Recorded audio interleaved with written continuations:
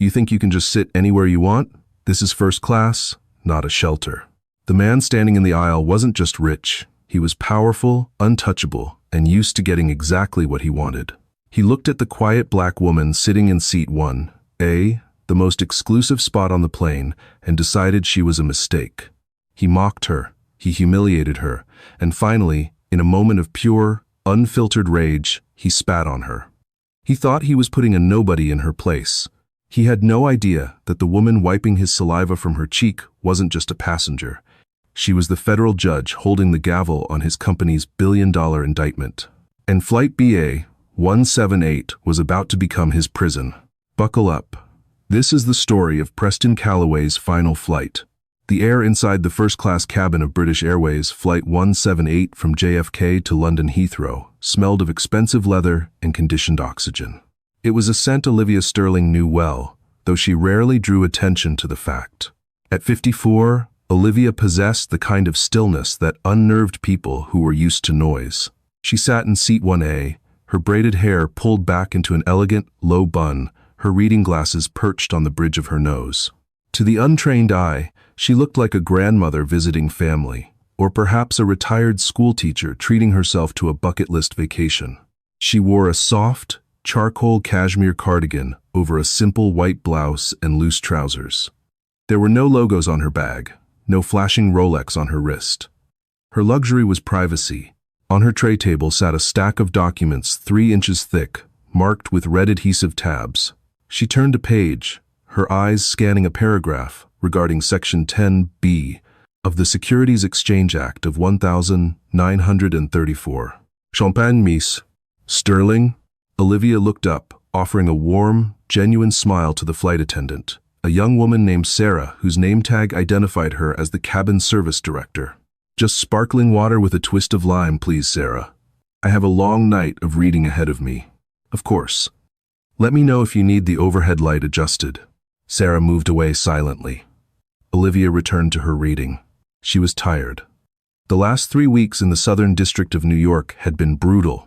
The docket was overflowing, and the media scrutiny on her current case, the United States v. Callaway Technologies, was suffocating. She had recused herself from the media circus, taken a few days of leave to lecture at Oxford, and was looking forward to 7 hours of silence. But silence, it turned out, was not on the manifest. A commotion at the front galley curtain made Olivia pause. It wasn't just noise, it was the specific, nasal frequency of entitlement. I don't care what the manifest says, I specifically told my assistant 1A, 1, Alpha. Do you speak English? That is the bulkhead. That is my seat. Olivia didn't turn around immediately. She kept her eyes on the page, but her posture stiffened slightly. A man burst through the curtain, trailing a beleaguered-looking personal assistant and a carry-on bag that cost more than most cars. Preston Calloway. Olivia's heart didn't race, but her mind instantly sharpened into judicial focus. She knew that face. She had seen it on magazine covers, on CNBC, and, most recently, in the sealed evidentiary files sitting in her secure cloud drive. Preston was younger than he looked in photos, maybe late 30s, wearing a bespoke Navy suit that was tailored within an inch of its life. He had the jawline of a movie star and the eyes of a shark that hadn't eaten in days. He was holding a phone to his ear while berating the flight attendant with his free hand. "No, I'm not hanging up. Hold on." Preston barked into his phone, then snapped his fingers at Sarah. "You, where is my seat?" "Mr. Calloway, welcome aboard," Sarah said, her voice tight but professional. "We have you seated in 2A. It's a lovely suite, fully lay flat, right behind." "I don't sit behind people," Preston sneered. He looked around the cabin, his eyes landing on Olivia in 1A. The cabin was intimate, only 8 suites. The other passengers were already settling in. Across from Olivia in 1K was a drowsy tech investor wearing a hoodie. Behind her in 2K was an older British gentleman, but Preston only saw Olivia. He lowered his phone. "You put her in 1A?" Sarah stepped between them, blocking his line of sight. "Sir, 1A is occupied. 2A is ready for you. Please take your seat so we can complete boarding." Preston stepped around Sarah, walking right up to Olivia's suite. He towered over her, his presence aggressive and smelling of scotch and expensive cologne. "Excuse me," Preston said, not waiting for an acknowledgement. "You're in my seat." Olivia finished the sentence she was reading, marked the spot with a yellow highlighter, and slowly removed her glasses. She looked up. Her eyes were dark, heavy with a lifetime of seeing people lie, beg, and posture. "I believe you're mistaken, sir," Olivia said softly. Her voice was low, melodic, and lacked any trace of fear. "I am in my assigned seat." Preston laughed, a short, sharp bark. He looked back at his assistant, a terrified young man named Greg, who was hovering by the galley. "Greg, did you hear that? She thinks she's assigned 1A. He turned back to Olivia. "Look, lady, I don't know how this works. Maybe you got a lucky upgrade. Maybe you used your son's miles. Or maybe it's some diversity quota for the airline. Good for you. But I actually paid full fare. Cash. So, why don't you gather your knitting and move back to row 2? I'll even give you $500 for the trouble." The cabin went dead silent. The investor in the hoodie pulled off his noise-canceling headphones. Sarah, the flight attendant, rushed forward, her face pale. "Mr. Calloway, you cannot speak to other passengers that way," Sarah warned, her hands trembling slightly. "Miss Sterling is a valued customer." "She's a valued customer?" Preston mocked, looking Olivia up and down with open disgust. "She looks like she should be serving the drinks, not ordering them." Olivia didn't blink. She didn't gasp. She simply looked at him. In her courtroom, outbursts were met with contempt charges. Here, she had no gavel, but she had something stronger. Absolute certainty of who she was. "Sir," Olivia said, her voice dropping an octave, becoming colder. "I suggest you sit down in your assigned seat before you miss your flight entirely." Preston's face flushed red. He wasn't used to being told what to do, certainly not by women, and definitely not by black women he deemed beneath him. "Listen to me, you." "Mr. Calloway," the pilot's voice boomed from the front. Captain Miller, a man with gray hair and 4 stripes on his shoulder, stood in the doorway. "Is there a problem here?" Preston straightened his jacket, composing himself instantly. He flashed a charming, fake smile. "Just a mix-up, Captain. The booking agent promised me 1A. It's my lucky seat. I'm closing a deal in London that's going to buy this airline a new wing, just trying to reason with the passenger." "The passenger is seated," Captain Miller said firmly. "Take 2A, or take the jet bridge back to New York. We push back in 4 minutes." Preston stared at the captain, then at Olivia. He let out a huff of air, shaking his head as if he were the victim of a great injustice. "Fine," Preston spat. "Unbelievable." He shoved his bag into the overhead bin above row 2, slamming it shut with unnecessary force. He slumped into seat 2A, directly behind Olivia. Olivia put her glasses back on. She could feel his eyes boring into the back of her head. She knew men like Preston Calloway. She had sentenced dozens of them. They were dangerous because they believed the world was a movie written for them, and everyone else was just an extra. She picked up her pen. She had work to do, and she had a feeling Mr. Calloway was going to provide a live demonstration of why the Department of Justice was coming for him. The fasten seatbelt sign chimed off as the aircraft leveled out at 30,000 feet. The hum of the engines was a low, comforting drone, but the atmosphere in the front cabin remained electric with tension. Olivia tried to focus on the affidavit in front of her. It was a witness statement regarding Calloway Technologies' illegal data harvesting practices. Allegedly, they were recording private medical conversations through their smart home devices and selling the data to insurance companies. It was a vile breach of privacy. "Can I get a double scotch?" "Neat. And keep them coming. I need to wash the taste of economy class out of my mouth." Preston's voice carried from the seat behind her. He wasn't shouting, but he was projecting, ensuring everyone could hear him. "Certainly, Mr. Calloway." Sarah's voice was strained. "And hey," Preston added, his voice dripping with condescension, "make sure she doesn't get cut off. I know how these people get when they have access to free booze. Don't want a scene." Olivia's hand paused over the paper. She took a deep breath, inhaling for 4 seconds, holding for 4, exhaling for 4. Judicial temperament, she reminded herself. Do not engage. She reached for her noise-canceling headphones, sliding them over her ears. She selected a playlist of classical cello concertos. The world muted. 30 minutes passed. Olivia felt a sudden, sharp thud against the back of her seat. She ignored it. Another thud. Harder this time, jarring her tray table and causing her sparkling water to slosh over the rim. She took off her headphones and turned her head slightly. "Excuse me," she said, angling her voice toward the gap between the seats. "You're kicking my seat." "Am I?" Preston's voice was slurred. He was already drunk. "Maybe if you weren't fully reclined like you own the place, I'd have some legroom. I'm 6'2". I need space. But I guess you're not used to considering other people's comfort." "My seat is upright, sir," Olivia said calmly. "Don't call me sir.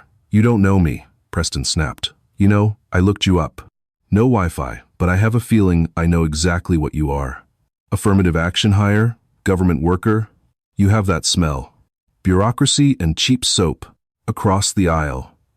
The man in the hoodie, who Olivia now recognized as David Lynn, the creator of a major social media platform, stood up. "Hey buddy," David said, leaning over the divider. "Knock it off. She hasn't done anything to you. Drink your scotch and shut up." Preston laughed, a loud, ugly sound. "Oh, look at this, the White Knight. Or I guess, the Asian Knight. What? Are you two together? Is this a coalition of the oppressed?" "I'm asking you to stop," David said, his voice hardening. "Sit down, Zuckerberg." Preston waved a hand dismissively. "Adults are talking." Sarah appeared instantly. "Mr. Calloway, I have to insist. You are disturbing the cabin. If you continue, I will have to cut off your alcohol service and issue a formal warning." Preston's eyes went cold. He unbuckled his seatbelt and stood up.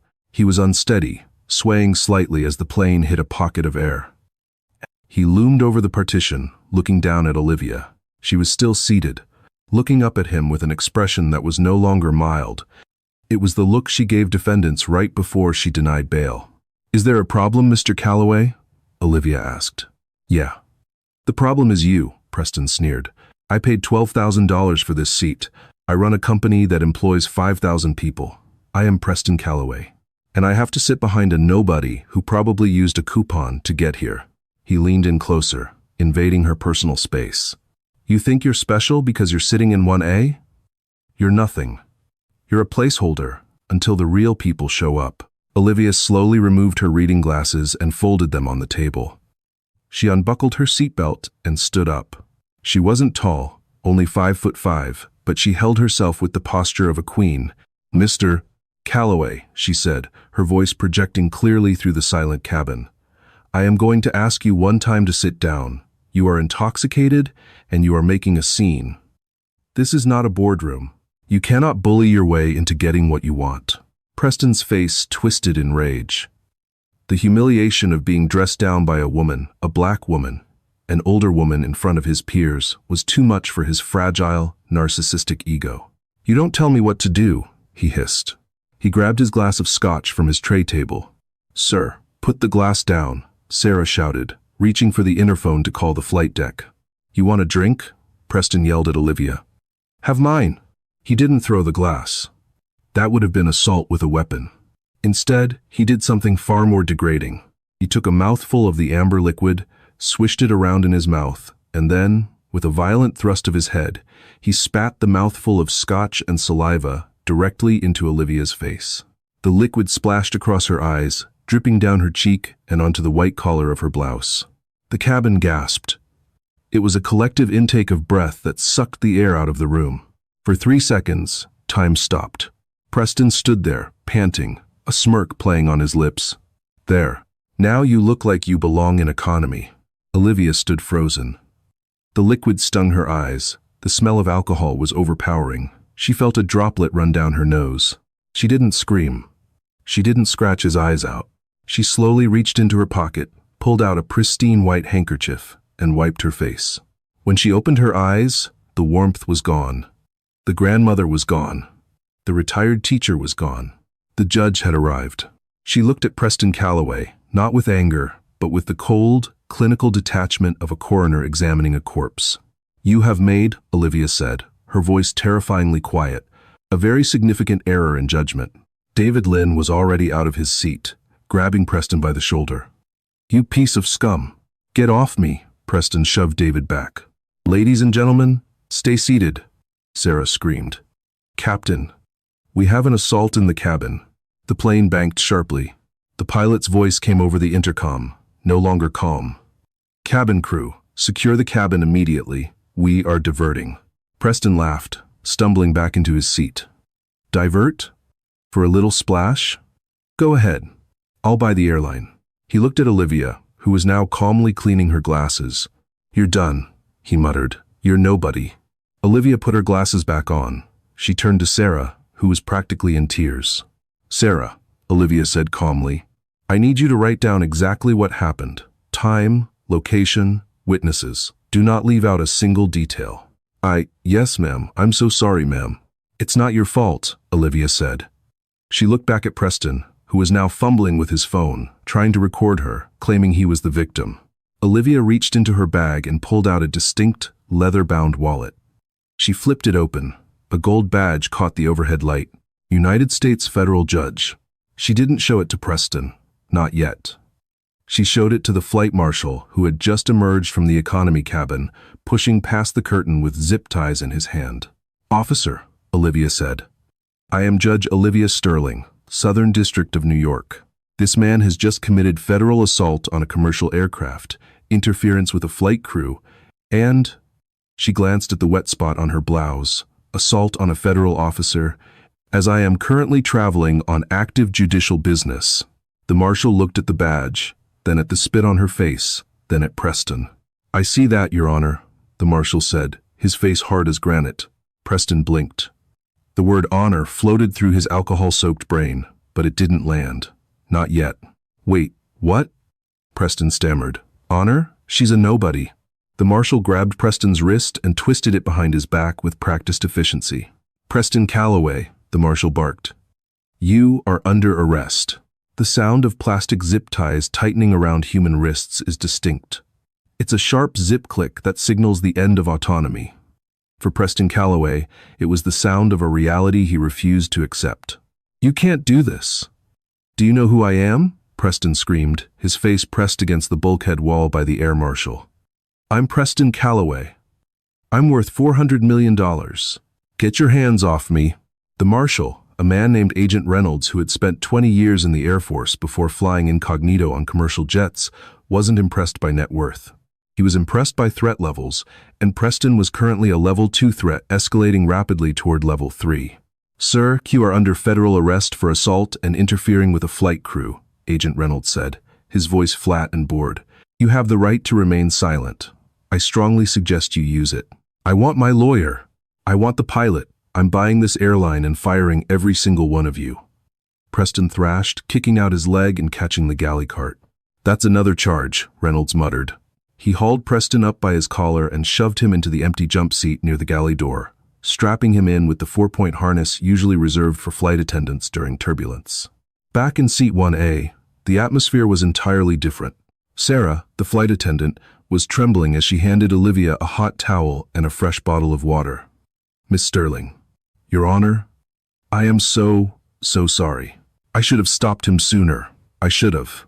Olivia took the towel. Her hands were steady. She wiped the sticky residue of scotch and saliva from her cheek, her neck, and her ear. The humiliation was burning inside her. No amount of judicial robes can fully protect a human soul from being spat on, but she compartmentalized it.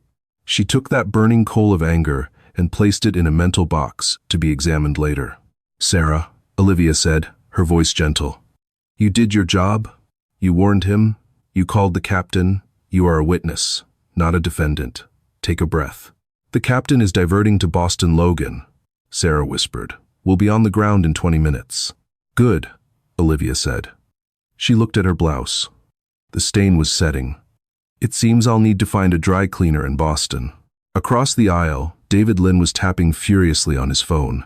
He looked over at Olivia. Ma'am? Judge? I got it. I got the whole thing. The kick, the insults, the spit. Everything. Olivia looked at the young tech mogul. She knew who he was. She had seen his face in Wired magazine. Mr. Lynn, that video is evidence in a federal crime. Please ensure you don't delete it. Delete it? David scoffed, his thumbs flying across his screen. I'm not deleting it. I'm uploading it to the cloud. And maybe somewhere else. The plane began its rapid descent. The engines whined as the thrust reversers were prepped. The cabin was silent, save for Preston's muffled cursing from the galley. When the wheels of the Boeing 777 slammed onto the tarmac at Boston Logan, the brakes groaned, bringing the massive machine to a halt, not at a gate, but in a remote section of the tarmac. Blue and red lights flashed outside the windows. A lot of them. Preston, sobering up slightly as the adrenaline faded and the nausea of the descent set in, looked out the porthole window of the door. "Police?" he muttered. "For a little spit? This is ridiculous. I'll write a check, and we'll be done." The cabin door opened. The cool night air of Boston rushed in, smelling of jet fuel and the ocean. 4 officers from the Massachusetts State Police and 2 agents from the FBI stepped onto the plane. They didn't look like they were there to negotiate a check. "Where is the subject?" the lead FBI agent asked. Agent Reynolds pointed to the jump seat. "Package is secured," although he hasn't stopped talking since New York. The FBI agents approached Preston. They cut the zip ties only to replace them immediately with cold, heavy steel handcuffs. "Preston Calloway," the agent said, "you are being detained under Title 49 of the United States Code. Let's go." As they dragged him down the aisle, Preston passed seat 1A. Olivia was standing now, retrieving her coat. She looked impeccable, despite the stain. She looked at Preston as he was shoved past her. "You're going to regret this." Preston hissed at her, his eyes bloodshot. "I have lawyers who eat people like you for breakfast. You're a nobody. I'm going to ruin your life." Olivia didn't respond. She simply adjusted her glasses and turned to the FBI agent following up the rear. "Agent," Olivia said. The agent stopped. He saw the badge she was holding. His eyes widened. "Judge Sterling?" the agent asked, surprised. "We didn't know a federal judge was the victim. The manifest just said, assault on passenger." "It seems Mr. Calloway didn't know either," Olivia said dryly. "I will be making a full statement, and I expect the United States Attorney's Office to handle this with vigor." "Yes, Your Honor. Absolutely." Preston, currently being manhandled down the mobile stairs, heard the words, "Judge Sterling." The name bounced around his skull. Sterling. Why did he know that name? He was shoved into the back of a police cruiser. The hard plastic seat was uncomfortable. The mesh screen separated him from the officers. "Hey," Preston yelled at the driver. "I need my phone. I need to call my general counsel. Now." "You'll get your phone call at the station, tough guy," the officer said. 40 minutes later, Preston was sitting in a sterile interrogation room at the airport police station. They had taken his shoelaces, his belt, and his dignity. They finally let him make a call. He dialed Martin Vance, the ferocious chief legal officer of Callaway Technologies. "Preston?" Martin's voice was groggy. It was 2 a.m. "Where are you? Why aren't you on the way to London?" "I'm in Boston," Preston snapped. "Some mix-up on the plane. I got into an argument with a passenger. The crew overreacted. They diverted the flight. I need you to get me out of here. Charge whatever, just get me a car to the Four Seasons." "An argument?" Martin sounded wary. "Preston, what kind of argument? Did you touch anyone?" I might have spit on a woman," Preston admitted, downplaying it. "She was in my seat. She was being disrespectful." Silence on the other end. "You spit on a woman? In first class?" Martin's voice rose. "Jesus, Preston. Okay, look, we can spin this. Exhaustion, medication reaction. Who was the woman? Some tourist? A fan?" "No," Preston grumbled. "Some older black lady. Said her name was Sterling. Olivia Sterling. She had some fake badge. Said she was a judge or something." The silence on the other end of the phone stretched out for 10 seconds. It was a heavy, suffocating silence. "Martin?" Preston asked. "You there?" "Preston." Martin's voice was a whisper, trembling with genuine horror. "Did you say Olivia Sterling?" "Yeah. Why?" "You idiot," Martin screamed, the sound distorting the phone speaker. "You absolute, colossal moron. Olivia Sterling isn't just a judge. She is the presiding federal judge on the United States versus Callaway Technologies indictment. She is the one deciding if you go to prison for the data fraud charges next month." Preston felt the blood drain from his face. His stomach dropped as if the plane had just hit an air pocket at terminal velocity. "No," Preston stammered. "No, that's impossible. She was in a cardigan. She looked like a grandma. "She is the toughest judge in the Southern District," Martin yelled. "She's known as the Hammer." "Preston, you just assaulted the federal judge assigned to your own criminal case. Do you understand what you've done? You haven't just committed assault. You've committed witness intimidation, obstruction of justice, and you've handed the DOJ a reason to revoke your bail on the fraud charges." Preston stared at the concrete wall of the interrogation room. The image of the woman wiping the spit from her face flashed in his mind, the calm way she looked at him. "You have made a very significant error in judgment." He realized now she wasn't talking about manners. She was issuing a verdict. "Fix it, Martin," Preston whispered, his voice cracking. "Fix it?" Martin laughed, a dry, hopeless sound. "Preston, there is no fixing this. I'm looking at Twitter right now. You're trending." "What?" "You're trending #1 globally." Number Callaway spit. "There's a video. It has 4 million views in 20 minutes.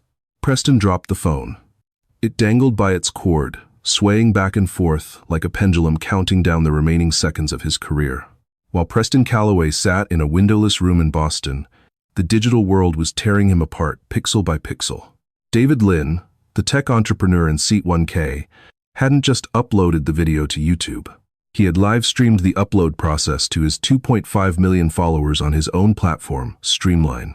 The video was titled, "Billionaire CEO Spits on Black Grandmother. Wait for the Twist."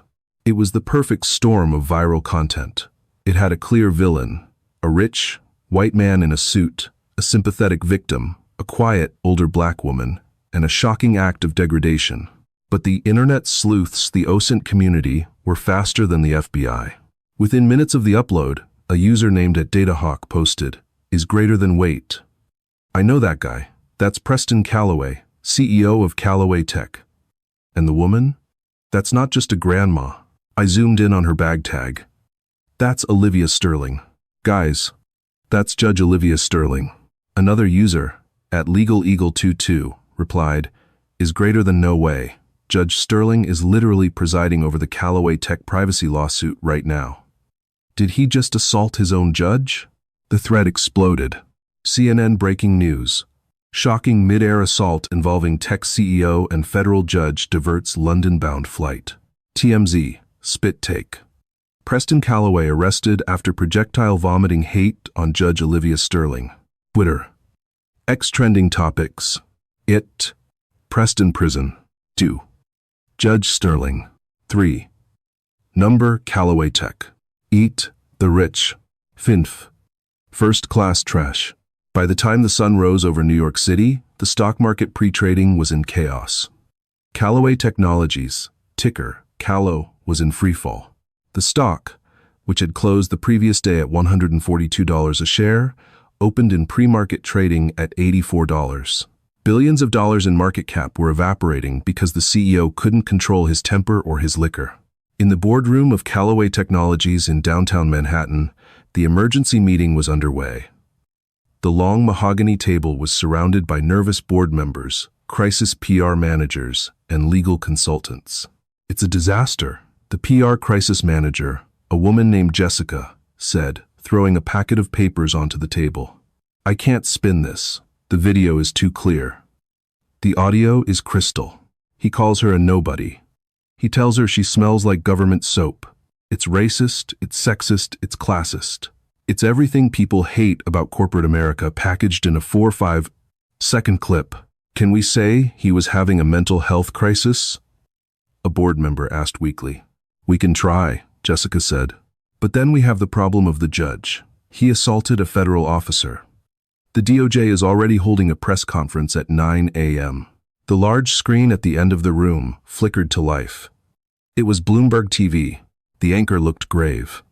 "We are receiving reports that the board of directors of Callaway Technologies is meeting right now. Analysts are saying that unless Preston Callaway is removed immediately, the company faces an existential threat.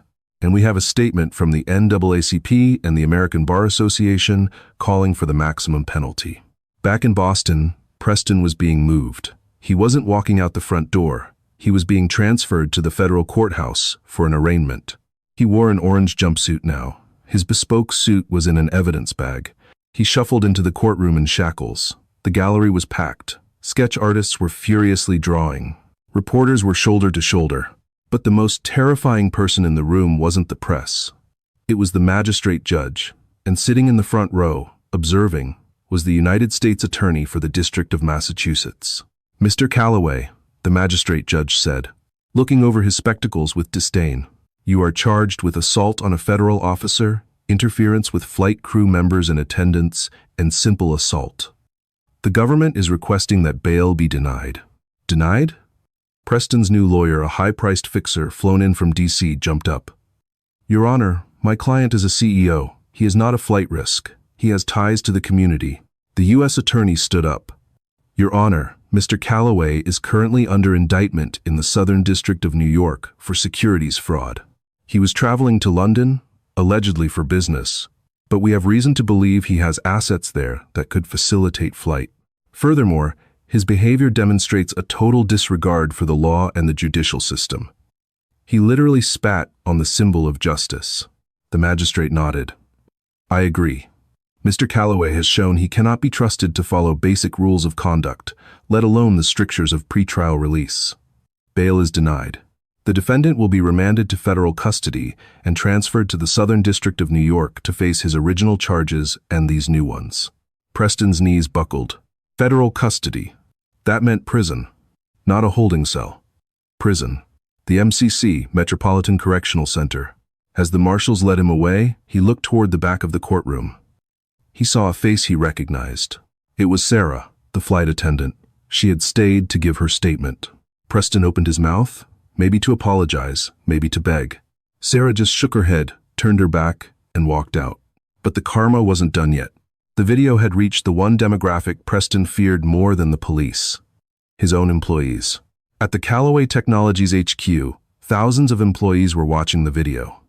These were the people Preston had bullied, underpaid, and overworked for years.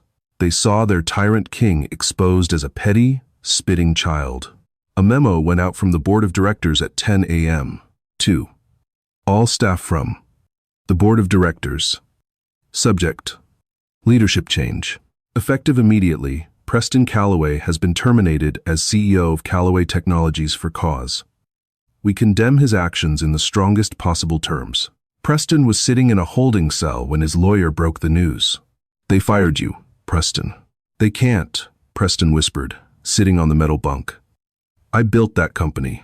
"They triggered the moral turpitude clause in your contract," the lawyer explained. "Because you were terminated for cause, you lose your severance.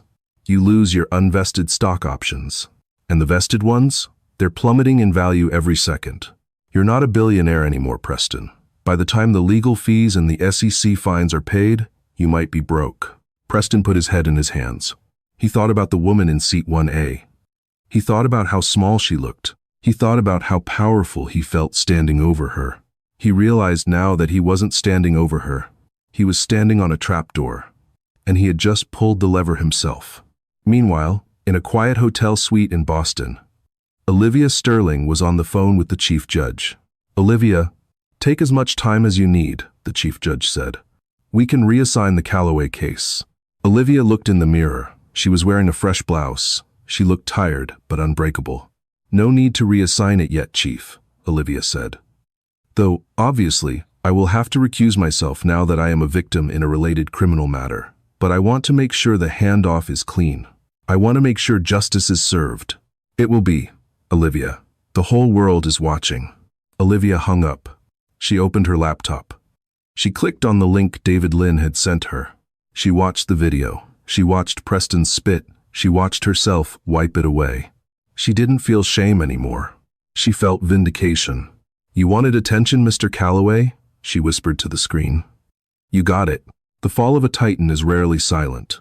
It is a deafening crash of lawsuits, headlines, and shattered ego. 3 months had passed since the incident on Flight 178.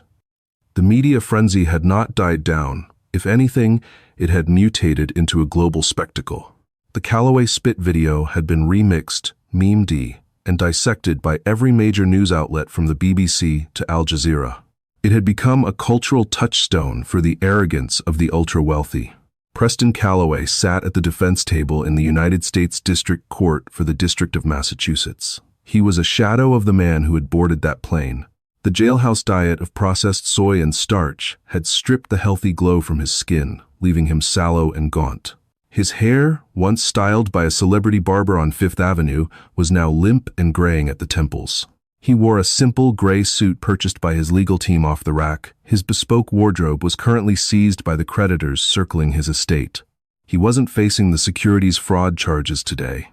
Those were still pending in New York. Today was about the assault. Today was about the spit. The courtroom was packed. Every seat in the gallery was filled with reporters, sketching artists, and curious onlookers who had queued since 4 a.m. Presiding over the case was Judge Arthur Harrington, a stern, no-nonsense jurist known for his impatience with theatrics. He peered over his glasses at the defense table. "Mr. Sterling." "Excuse me, Mr. Calloway," Judge Harrington said, a slip of the tongue that made the gallery titter. "Your counsel has filed a motion to suppress the video evidence recorded by Mr. Lin. I have reviewed the motion. It is denied. The video is admissible. The jury will see it." Preston flinched. The video was his death warrant. The prosecution was led by Assistant U.S. Attorney Thomas Reed, a sharp, aggressive lawyer who smelled blood in the water. He stood up to deliver his opening statement. "Ladies and gentlemen of the jury," Reed began, walking slowly toward the jury box. "This case is not about a bad day. It is not about a man who had too much to drink. It is about power. It is about a man who believed his bank account gave him the right to degrade a human being. A man who looked at a 60-year-old grandmother, a distinguished jurist, and decided she was trash." Reed pointed a finger at Preston. "We will show you that Preston Calloway is a man who cannot distinguish between people and property. And when he couldn't buy the seat he wanted, he tried to break the woman sitting in it." Preston's new lawyer, a frantic, high-priced litigator named Gerald Ford, no relation, tried to salvage the situation. "Objection. Argumentative." "Overruled," Judge Harrington sighed. "Sit down, Mr. Ford." The trial moved quickly. The witnesses were devastating. First came Sarah, the flight attendant. She wept on the stand as she recounted Preston's slurs. "He called her a nobody," Sarah testified, dabbing her eyes with a tissue. "He said she smelled like government soap. He was so hateful." "And Miss Sterling?" "She never raised her voice. Not once." Then came David Lin. He was confident, wearing a sharp blazer over a t-shirt. He walked the jury through the video frame by frame. "I started recording because I was scared," David told the jury. "He was violent. I thought he was going to hit her. When he spit, I've never seen anything so disgusting in my life. It was purely animalistic." But the courtroom truly held its breath when the prosecution called its final witness. The United States calls Judge Olivia Sterling. The heavy oak doors opened. Olivia walked in. She wasn't wearing her judicial robes. She wore a simple, elegant navy blue dress and a strand of pearls. She walked with a cane, now a slight limp that hadn't been there before, a physical manifestation of the stress she had endured. But her head was high. She took the stand. She swore the oath. She sat down and looked directly at Preston. For the first time in months, Preston looked her in the eye. He expected to see anger. He expected to see hate. Instead, he saw pity. And that hurt worse. "Judge Sterling," Thomas Reed asked gently, "can you tell the jury what went through your mind when the defendant approached you?" "I was reading a brief," Olivia said, her voice clear and resonant, the voice of a woman used to commanding a room. "I heard a commotion. When Mr. Calloway approached, I assumed he was confused. I tried to correct him." "And when he spit on you?" Reed asked. "How did that feel?" Olivia paused. The room was silent enough to hear the hum of the air conditioning. "It felt cold," Olivia said softly. "It wasn't just the liquid. It was the intent.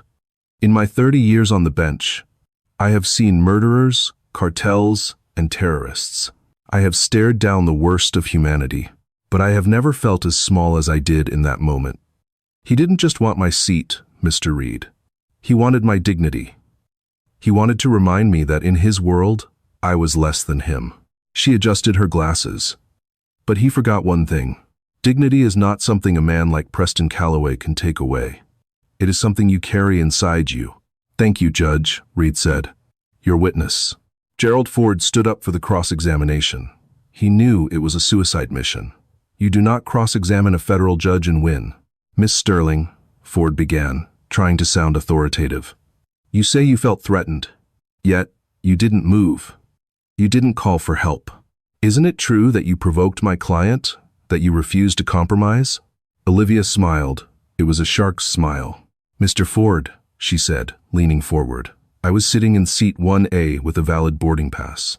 The law does not require me to compromise my rights to accommodate a bully. As for provocation, unless existing while black and female is a provocation in your client's mind, I did nothing but read. But Ford stammered.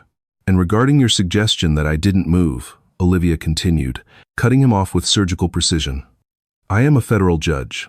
I do not run from threats. I address them, which is exactly what we are doing here today. The jury nodded.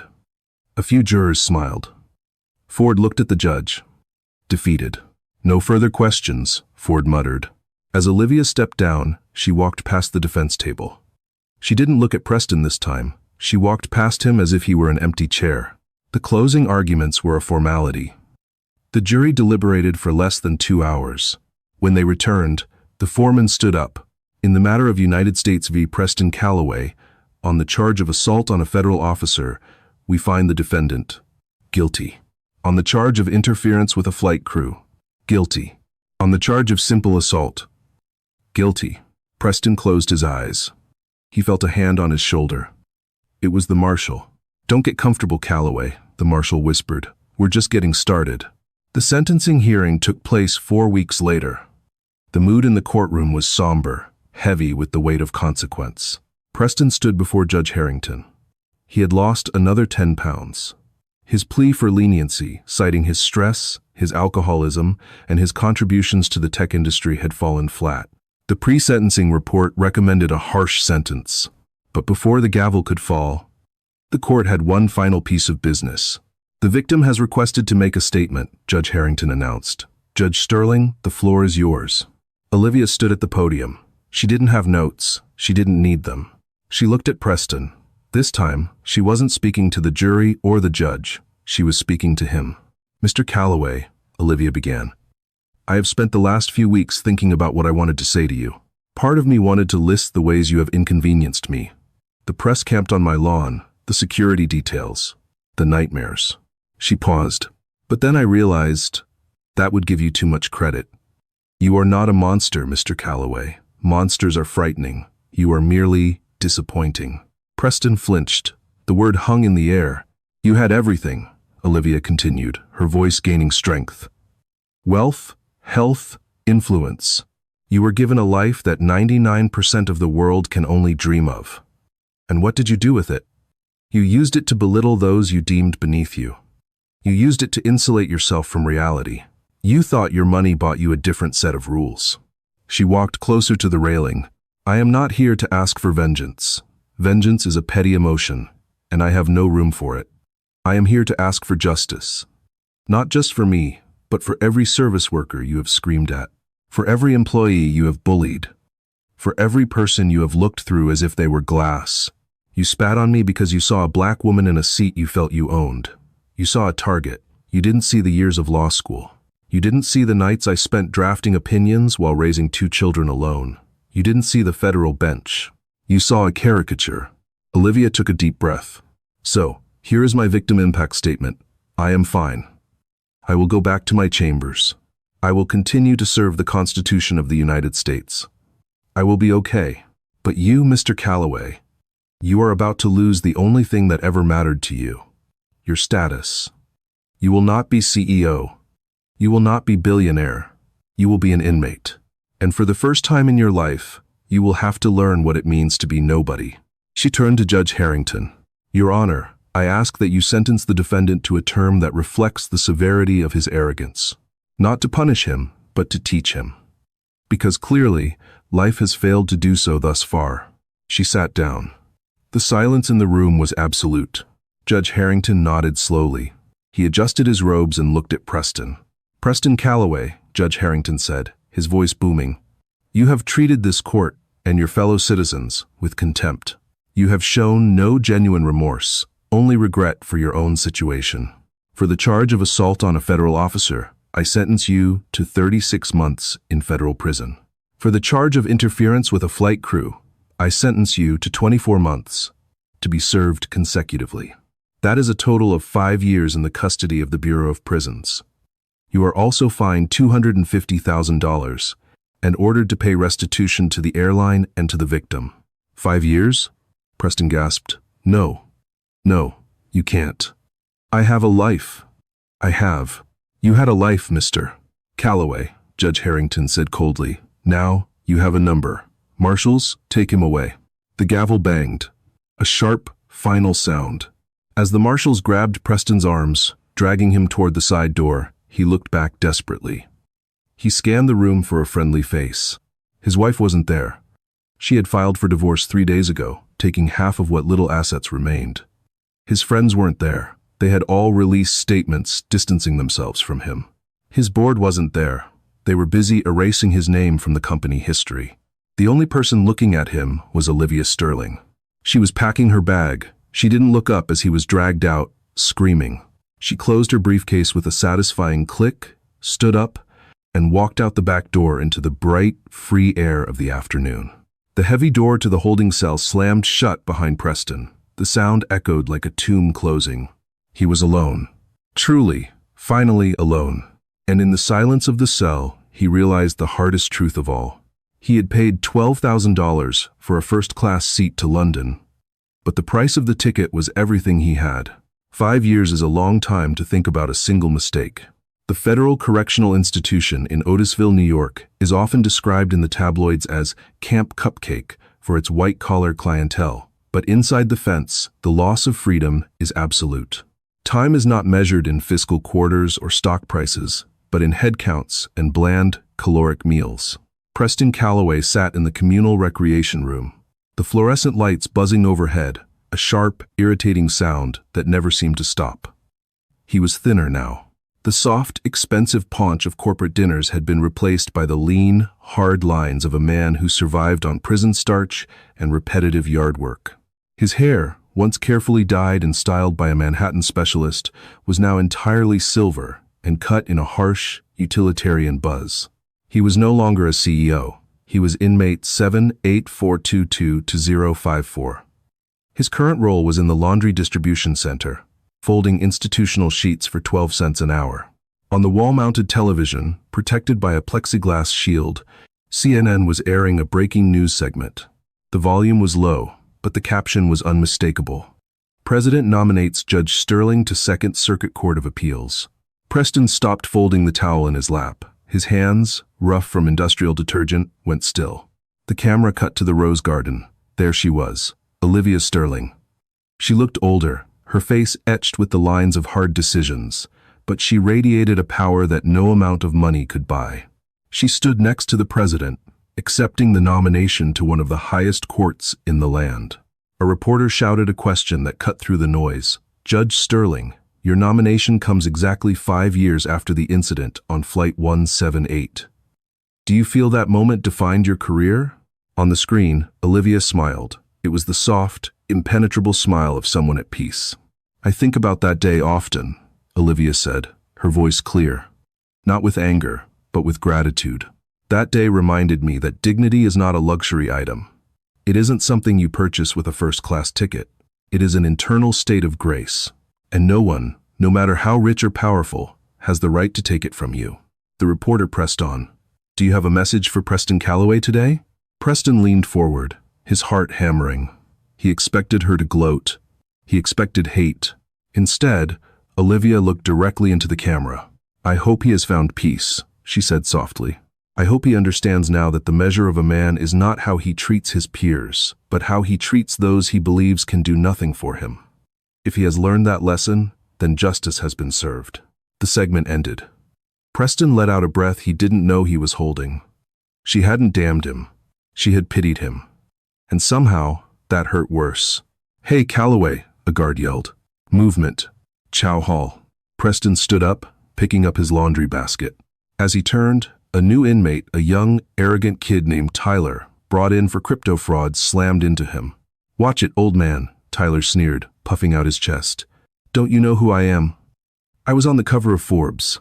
Preston looked at the kid. He saw the anger. He saw the fear masked as arrogance. He saw himself, 5 years ago, standing in the aisle of a Boeing 777. The old Preston would have snapped.